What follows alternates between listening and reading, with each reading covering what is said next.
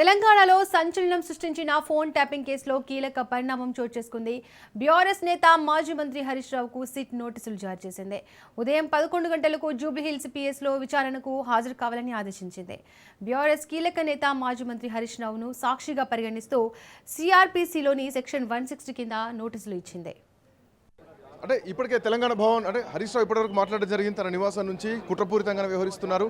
ఏదైతే నైని బొగ్గు గనికి సంబంధించి మేము బయటపెట్టినటువంటి వాళ్ళ వాటాలు బయటపెట్టినందుకే ఈరోజు అసలు సంబంధం లేనటువంటి కేసు హైకోర్టు కొట్టేసింది, సుప్రీంకోర్టు కొట్టేసింది. అయినా ఇంకా ఫోన్ ట్యాపింగ్ ఏదో జరుగుతుందని చెప్పేసి అవాస్తవాలను సృష్టించేటువంటి ప్రయత్నం చేస్తున్నారు. ఖచ్చితంగా చట్టపరంగా న్యాయపరంగా వీటిని మేము ఎదుర్కొంటాం. ఖచ్చితంగా చట్టపరంగానే ముందుకెళ్తాం. మేము తెలంగాణలో వాళ్ళు చేస్తున్నటువంటి కుంభకోణాలు, బొగ్గు కుంభకోణం కానీ లేదంటే ఇంకా మిగతా కుంభకోణాలు ఏవైతున్నాయో అవన్నీ కూడా ఖచ్చితంగా బయట పెడతాం. ప్రజల పక్షాన మేము కొట్లాడుతూ ముందుకే పోతాం. ఎంత అనగదొక్కినా కానీ ఖచ్చితంగా తెలంగాణ బీఆర్ఎస్ పార్టీ ముందుకే పోతుంది. వీళ్ళ అక్రమాలు మొత్తం బయట పెడతామని చెప్తూనే ఇవాళ భారతీయ జనతా పార్టీకి కూడా ఒక సవాల్ విసురుతున్నారు హరీష్ రావు.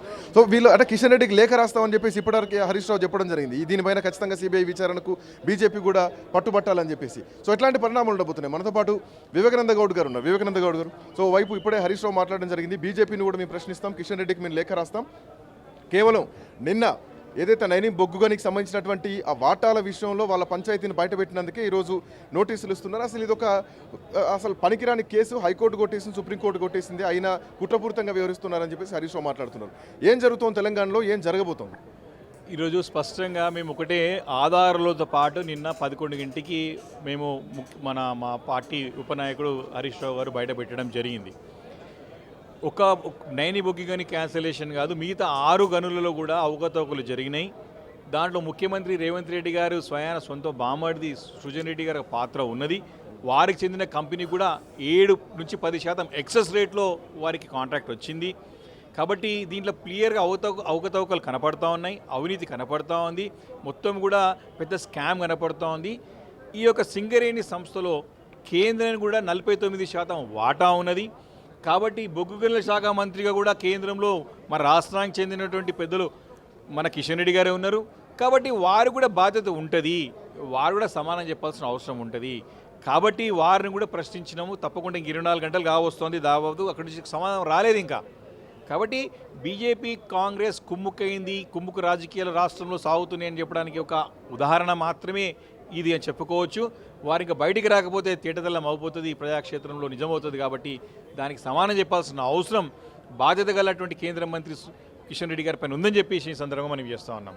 ఇక్కడ పాయింట్ ఏంటంటే ఇప్పటివరకు జరిగినటువంటి ఎంక్వైరీలు ఏవైతున్నాయో, అటు కాళేశ్వరం ప్రాజెక్ట్ సంబంధించినటువంటి విషయం కానీ, లేదంటే ఈ కార్ రేస్ సంబంధించినటువంటి విషయం కానీ, ఫోన్ ట్యాపింగ్ సంబంధించినటువంటి విషయం కానీ, ప్రభుత్వం ఏదో కక్ష కట్టింది, కుట్రపూరితంగా వ్యవహరిస్తోంది అని రాజకీయ పరంగా చూసినాం. బట్ బొగ్గు గనికి సంబంధించి ఇది తెలంగాణ ప్రజలకు సంబంధించినటువంటి అస్తిత్వం, అది తెలంగాణ ప్రజలకు న్యాయంగా వచ్చినటువంటి హక్కు అది. సో ఇది సింగరేణి చేయలేక దాన్ని ప్రైవేటు వాళ్ళకి అప్పగించింది. సో ఇందులో ఖచ్చితంగా కేంద్రానికి తెలియకుండా, కేంద్ర ప్రభుత్వానికి, కేంద్ర మంత్రులకు తెలియకుండా ఏది జరగదు. సో ఇప్పటికే ఒక టెండర్ రద్దు చేయడం కాదు, పూర్తి టెండర్లన్నీ రద్దు చేయాలని చెప్పేసి బీఆర్ఎస్ పార్టీ డిమాండ్ చేస్తోంది. రద్దు చేసే అవకాశం బీజేపీ దగ్గర ఉందా, చేస్తుందా? ఇంతకాలం బీజేపీ కళ్ళు మూసుకొని ఉందా? ఇంత జరుగుతుంటే, తెలంగాణ అస్తిత్వం, తెలంగాణ సొమ్ము పోతుంటే ఎందుకు భారతీయ జనతా పార్టీ కళ్ళు మూసుకొని ఉంది? ఈ విషయం పైన మీరు నెక్స్ట్ అడుగు ఎట్లా అయిపోతున్నారు?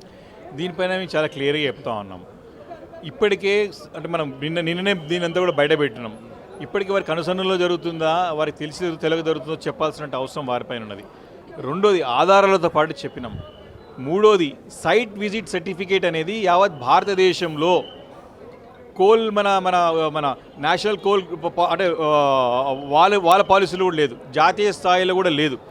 రాష్ట్రంలోనే మొదటిసారిగా అంటే కాంట్రాక్ట్స్ వారి సొంత మనుషులకు అప్పచెప్పుకోవడానికి సైట్ విజిట్ సర్టిఫికేట్ ఎవరు వస్తారో వాళ్ళు అనుకున్నామని కొన్ని మనుషులకు సైట్ విజిట్ సర్టిఫికేట్ ఇస్తున్నారు. అంటే దీంట్లో క్లియర్గా దాంట్లో భారీ స్కామ్ ఉన్నది, దాంట్లో క్లియర్గా అవినీతి ఆస్కారం చూపెడుతున్నది స్పష్టంగా అర్థమవుతున్నది. అయితే వీరు ఒకవేళ చేయకపోతే తప్పకుండా న్యాయస్థానాలను ఆశ్రయించడానికి కూడా బీఆర్ఎస్ పార్టీ సిద్ధంగా ఉన్నది. కాబట్టి దీన్ని సమానం చెప్పాల్సిన అవసరం కిషన్ రెడ్డి గారి పైన ఉందని చెప్పి అందుకే డిమాండ్ చేస్తున్నాం. రెండోది, ఇప్పటివరకు చేసిన ఎంక్వైరీ దాదాపు 8 నుంచి 10 సంఖ్యల ఎంక్వైరీలు ఉన్నాయి. ఆఖరికి బతుకమ్మ చీరల్లో కూడా ఎంక్వైరీ చేసినటువంటి యొక్క దౌర్భాగ్యపు ప్రభుత్వం, యొక్క దురదృష్టమైనటువంటి ప్రభుత్వము, నీచ ప్రభుత్వం ఏముందంటే కాంగ్రెస్ ప్రభుత్వం. ఈరోజు బతుకమ్మ చీరల పైన కూడా, పేదలకు పంచేటువంటి బతుకమ్మ చీరల పైన కూడా ఎంక్వైరీ చేసేటువంటి యొక్క ప్రభుత్వము ఈ యొక్క కాంగ్రెస్ ప్రభుత్వం, రేవంత్ రెడ్డి సర్కార్. అలా ఇప్పటికే 10ల సంఖ్యలో ఎంక్వైరీ, 1 కాదు 2 కాదు, వారు ఎప్పుడు అవసరం ఉంటే అప్పుడు కమిషన్ వేయాలి, ఎంక్వైరీలు వేయాలి, సిట్లు వేయాలి. అసలు ఎంక్వైరీ కమిషన్ అనే దానికి సిట్ అనే దానికి విలువ లేకుండా పోయింది ఈ ప్రభుత్వంలో. అసలు ఆఖరికి జర్నలిస్టుల పైన కూడా సిట్ వేసినటువంటి దౌర్భాగ్యమైన పరిస్థితులు రాష్ట్రంలో చూసినామండి. సిట్టు ముఖ్యమంత్రి తెలియదు అంటున్నారు, మరి ఈ సిట్టు రాత్రి వచ్చింది, ఇది కూడా ముఖ్యమంత్రి తెలియదా? ముఖ్యమంత్రి రాష్ట్రంలో లేరు, అట్లా కూడా అనే అవకాశం ఉండొచ్చు.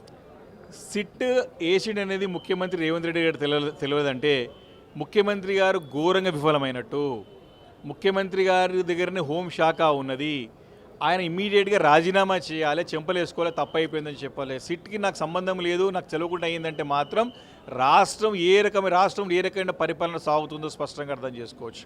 అంటే కుక్కలు చింపిన ఇస్తరాకలాగా తెలంగాణ రాష్ట్రాన్ని తయారు చేసిన ఈరోజు కేసీఆర్ రేవంత్ రెడ్డి గారి నాయకత్వంలో, కేసీఆర్ గారి నాయకత్వంలో తెలంగాణ రాష్ట్రం భారతదేశానికి ఒక మోడల్ స్టేట్గా ఉంటే ఈరోజు ఈ రాష్ట్రాన్ని విచ్ఛిన్నం చేసి ఈరోజు ఏ రకమైనటువంటి మాటలు మాట్లాడుతున్నారో చూస్తూ ఉన్నాం. ఈరోజు తెలంగాణ అస్తిత్వాన్ని కూడా దెబ్బతీసే విధంగా మాట్లాడుతున్నటువంటి నాయకుడు ముఖ్యమంత్రి రేవంత్ రెడ్డి గారు. కాబట్టి ఖచ్చితంగా ప్రజాగ్రహానికి గురికాక తప్పదు. ఇప్పటికే ఉద్యమకారులు, ఆందోళనకారులు, అదేవిధంగా కవులు, కళాకారులు, ఉద్యోగస్తులు ముఖ్యమంత్రి గారు మాట్లాడుతున్నటువంటి తీరుని తప్పుపడుతూ ఉన్నారు.